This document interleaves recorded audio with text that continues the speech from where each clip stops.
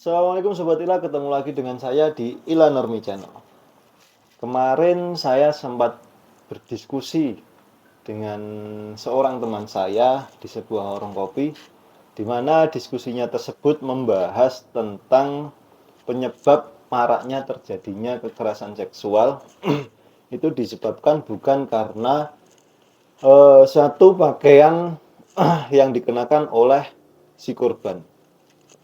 Hal tersebut bisa kita lihat dalam beberapa kasus bahwasanya si korban ini sudah berpakaian secara sopan, sudah berpakaian secara tertutup menurut norma yang ada di masyarakat kita, namun masih menjadi korban tindakan kekerasan seksual, pelecehan seksual oleh pelaku tersebut.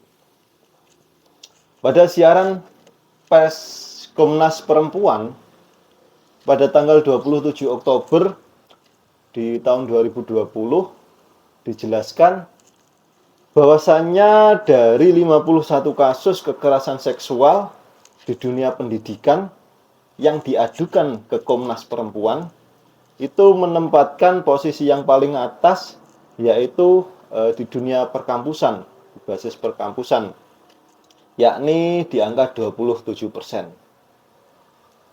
Dan pesantren atau pendidikan yang berbasis agama itu menempati urutan kedua dengan angka 19%. Dan 15% terjadi di tingkat SMA, 7% terjadi di tingkat SMP, dan 3% masing-masing di tingkat TK, SD, atau SDLB. Tentunya kejadian yang berupa kekerasan seksual ini bukanlah sesuatu yang asing yang kita dengar di dunia pendidikan kita. Namun ketika kejadian tersebut terjadi di dalam suatu lembaga pendidikan yang berbasis agama, terutama agama Islam, tentu akan menjadi sorotan yang lebih. Karena apa? Karena pendidikan yang seharusnya mengajarkan moralitas, yang mengajarkan akhlak, yang mengajarkan keindahan-keindahan dalam beragama, malah menjadi atau tempat terjadinya pelaku kekerasan seksual atau pelecehan seksual tersebut. Tentu saja tindakan tersebut dilakukan seseorang oknum yang mempunyai kepribadian yang sangat immoral sekali, sehingga dengan adanya oknum-oknum yang tidak bertanggung jawab ini membuat masyarakat menjadi tidak percaya atau bahkan menyaksikan adanya pendidikan lembaga pendidikan Islam yang ada di Indonesia ini. Lalu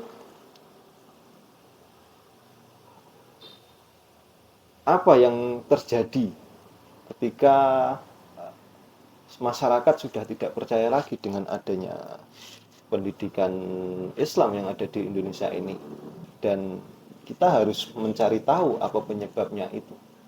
Apa penyebabnya yang menjadi penyebab utama di lembaga pendidikan Islam itu sangat tinggi atau sangat rentan terjadi kekerasan, tindak kekerasan seksual atau pelecehan seksual. Oke Sobat Ilah, ikuti terus video kami, simak sampai tuntas dan kita diskusi bersama. Belakangan ini kita sering dikejutkan dengan berita-berita di media sosial, di televisi, yang memberitakan tentang kemunduran moralitas kehidupan bermasyarakat kita. Salah satunya adalah tindakan asusila yang terjadi di dunia pendidikan. Kejadian serupa pun juga sering terjadi di pendidikan yang kita banggakan bersama, yaitu di dunia pendidikan lembaga pendidikan Islam atau biasa yang kita kenal dengan sebutan pesantren. Yang terbaru adalah kasus adanya pencabulan di panti asuhan Yayasan Darussalam An-Nur yang berada di Kuciran Indah, Kota Tangerang, Provinsi Banten. Ironisnya, pelaku ini merupakan ketua yayasan, yaitu yang bernama Sudirman, dan kedua orang pelakunya itu yang bernama Bahtiar sama Supriyadi itu sebagai seorang pengasuh yang berada di yayasan tersebut. Sungguh ironis sekali kalau dilihat peristiwa ini. Untuk mencegah kejadian serupa, yaitu tindakan kekerasan atau pelecehan seksual ini terjadi lagi di dunia pendidikan Islam, sebelumnya kita harus mengetahui apa saja yang menyebabkan maraknya kejadian kekerasan seksual di lingkungan pesantren ini. Dari berbagai macam penelitian, para pakar menyimpulkan bahwasanya ada sesuatu yang sangat mendukung terjadinya sesuatu yang terstruktur, sesuatu sistem yang sangat mendukung terjadinya kekerasan atau pelecehan seksual yang terjadi di dunia pesantren ini. Salah satunya adalah power relation atau relasi kekuasaan. Relasi kekuasaan ini menjadi penyebab terbesar kekerasan seksual yang berada di dunia pesantren. Apa yang dimaksud dengan relasi kekuasaan itu? Yaitu hubungan kekuasaan merujuk pada hubungan di mana satu orang memiliki kekuatan formatif sosial atas orang lain dan mampu membuat orang lain melakukan apa yang mereka inginkan, entah dengan memaksakan kepatuhan atau dengan cara yang terlalu kompulsif dan bahkan lebih halus.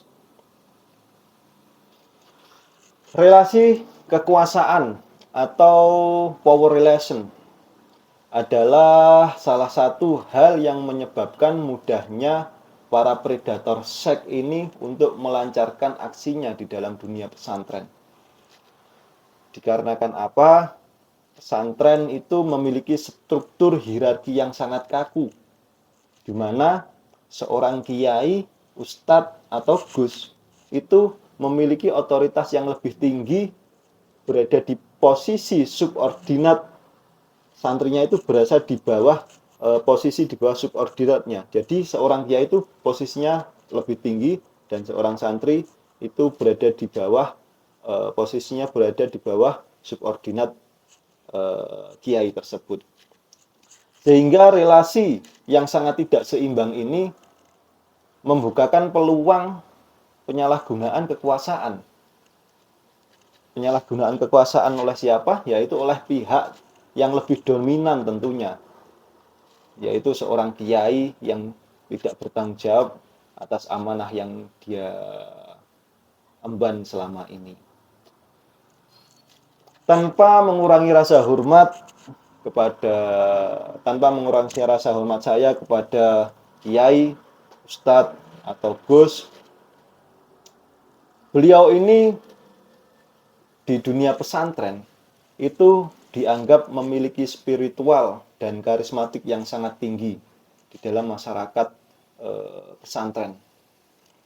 Hal ini juga memperkuat posisi mereka kiai ini, dan membuat santri merasa lebih sulit untuk menentang atau melaporkan tindakan pelecehan yang mereka alami. Bagaimana untuk melaporkan? Untuk menentang saja tindakan seorang kiai yang biadab ini akan sangat sulit ditolak oleh santrinya. Karena apa? Dalam budaya pesantren itu sebuah kepatuhan dan tidak mempertanyakan otoritas kiai, ustadz, atau gus itu dianggap sebagai salah satu norma. Hal ini dapat membuat santri merasa tidak berdaya melawan pelecehan yang dialami dari pihak yang memiliki otoritas yang lebih tinggi. Selain itu, kurangnya mekanisme pengawasan dan pertanggungjawaban yang efektif di lingkungan pesantren dapat memungkinkan penyalahgunaan kekuasaan yang terjadi tanpa adanya konsekuensi memadai. Jadi di dalam lingkungan pesantren itu pertanggungjawabannya relasi tadi, hierarki tadi, tidak ada pertanggungjawaban yang yang tidak efektif pertanggungjawabannya, sehingga penyalahgunaan kekuasaan itu sangat mungkin terjadi di situ tanpa adanya konsekuensi atau hukuman yang memadai yang bisa masuk di dalam hierarki tersebut. Untuk mengatasi masalah ini, menurut saya perlu adanya upaya rekonstruksi relasi kekuasaan di pesantren tersebut dengan menciptakan sistem yang lebih terbuka untuk melindungi Untuk melindungi hak-hak santri ini tanpa perlu digarisbawahi, tanpa meninggalkan adab dan sopan santun terhadap seorang guru, terhadap seorang kiai, terhadap seorang ustadz, gus, tapi dengan catatan yang sewajarnya saja. Selain power relation tadi, relasi kekuasaan tadi yang disalahgunakan, di dalam dunia pesantren itu ada budaya yang secara tidak langsung dilaksanakan, yaitu yang dinamakan kultus atau pemujaan berlebihan terhadap figur tertentu, sehingga dengan budaya ini akan lebih banyak peluang masuk sebagai penyebab terjadinya tindak kekerasan seksual atau pelecehan seksual di lingkungan atau di dunia pesantren. Memang di beberapa pesantren terdapat budaya pengkultusan yang berlebihan terhadap figur kiai, ustadz, atau gus ini. Mereka dianggap sebagai orang yang sangat sakral, memiliki otoritas spiritual yang tinggi dan tidak dapat disangsikan atau bahkan dilawan. Kultus ini membuat santri merasa tunduk secara total dan tidak berani menolak atau bahkan melaporkan tindakan yang mungkin menurut norma agama, norma masyarakat itu sudah tidak wajar lagi, yaitu tindakan kekerasan seksual tadi. Terdapat kepercayaan, selain itu terdapat kepercayaan bahwasannya kiai, ustadz, atau gus ini memiliki kekuatan spiritual yang luar biasa, sehingga segala tindakan dan perilaku mereka ini dianggap sebagai sesuatu yang direstui oleh Tuhan. Contoh kasus yang terjadi di sebuah pesantren yang bernama Pondok Pesantren Hubun Nabi Muhammad yang ada di Desa Sumber Mujur, Kecamatan Candipuro, Kabupaten Lumajang. Di dalam kasus ini, kiainya menikahi seorang santriwati yang dimana santriwati itu masih usia 16 tahun. Masih usia 16 tahun, dan di dalam proses pernikahannya itu santriwatrinya tidak dihadiri oleh ayah atau ibunya atau wali yang mewakili untuk dalam acara pernikahan tersebut. Dan kiai ini berdalih bahwasanya pernikahan sah menurut satu mazhab tertentu. Padahal menurut sepengetahuan saya, mazhab yang ada di Indonesia atau hukum yang ada di Indonesia tidak bisa ketika ada seseorang yang menikah tanpa dihadiri oleh seorang wali tersebut. Bahkan pernikahannya itu tidak akan sah. Dan ini dilegalkan kiai tersebut dengan mengatasnamakan agama, sehingga si santriwati ini tidak dapat menolaknya, dan orang tuanya ya sudah tidak bisa apa-apa, cuma bisa melaporkan ke polisi atau pihak yang berwajib.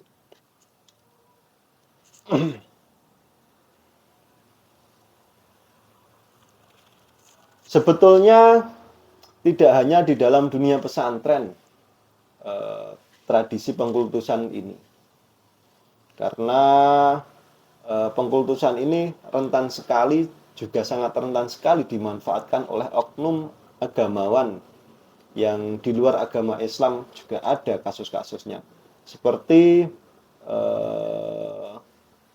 kasus yang terjadi di Korea, yaitu pada seorang Jong Meng-suk pada tahun 1945.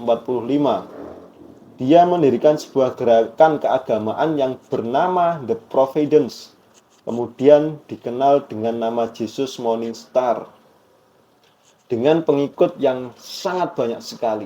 Namun apa yang dilakukan Jong Meng-suk ini terhadap pengikutnya? Ia telah memperkosa lebih dari 100 pengikutnya dengan mengatasnamakan Tuhan. Dan pengikutnya tidak bisa apa-apa. Sungguh ironis sekali. Contoh kasus lagi di India. Di India ini pada tahun 2013, yaitu pada Baba Ram Rahim Singh, yaitu seorang guru spiritual dari distrik Sirsa. Ini dipenjara 20 tahun. Dikarenakan apa? Dikarenakan memperkosa muridnya. Sehingga dengan pemerkosaan itu membuat kerusuhan dan menewaskan 38 orang dan ratusan orang luka-luka. Sekali lagi, hal ini dia lakukan juga berdasar mengatasnamakan sudah direstui oleh Tuhannya. Sungguh ironis sekali jika kita melihat peristiwa-peristiwa seperti ini. Memang pengkultusan ini menciptakan sebuah lingkungan yang sangat tertutup dan kurang transparan, di mana tindakan kiai, ustadz atau gus atau agamawan yang dikultuskan ini tidak bisa diawasi atau dipertanggungjawabkan dengan baik. Dengan kondisi ini memungkinkan terjadinya penyalahgunaan kekuasaan. Dari penyalahgunaan kekuasaan ini masuk oknum-oknum yang tidak bertanggung jawab, oknum-oknum yang besar, oknum-oknum yang bejat, predator seks, dengan melakukan tindakan immoral tadi, yaitu pelecehan seksual, kekerasan seksual, tanpa adanya konsekuensi yang jelas. Untuk mengatasi masalah ini diperlukan upaya untuk menghilangkan budaya kultus tersebut. Budaya kultus yang berlebihan dan menggantinya dengan rasa penghormatan yang sehat terhadap figur-figur otoritas di pesantren tersebut. Jadi penghormatannya ya sewajarnya saja, jangan terlalu berlebihan. Selain itu juga pentingnya transparansi atau akuntabilitas dan mekanisme pelaporan yang aman juga ditegakkan untuk melindungi santri dari kemungkinan pelecehan tersebut. Jadi ketika santri mendapatkan perlakuan yang kurang menyenangkan, perlakuan tindak kekerasan seksual, pelecehan seksual, itu mekanisme pelaporannya juga harus jelas di situ. Jadi santri tidak dibebankan dengan tanggungan moral, tidak dibully oleh siswanya, oleh teman-temannya, tidak mendapat tekanan dari otoritas yang melakukan tindakan kekerasan seksual itu, sehingga santri dapat melaporkan tindakan kekerasan seksual itu dengan enak dan tidak ada tekanan. Dan kemungkinan dengan adanya ini bisa mengurangi peristiwa kejadian tindak kekerasan seksual yang berada di kekerasan seksual di dunia pesantren. Kita sepakat semua adalah sebuah kejahatan yang sangat luar biasa yang harus kita lawan bersama. Mari kita jadikan video ini sebagai langkah awal untuk menciptakan lingkungan pesantren yang aman, lingkungan pesantren yang bebas dari kekerasan seksual, lingkungan pesantren yang bebas dari pelecehan seksual. Dan jangan lupa untuk like, komen, share video ini sebanyak-banyaknya dan seluas-luasnya agar semakin banyak orang yang sadar akan pentingnya masalah ini. Dan jangan lupa untuk subscribe dan aktifkan lonceng notifnya agar kamu tidak ketinggalan video terbaru kita. Oke Sobat Ira, demikian dari saya. Kurang lebihnya saya mohon maaf. Ketika ada sesuatu yang diperdebatkan, silahkan komen di bawah. Dari saya, Assalamualaikum warahmatullahi wabarakatuh.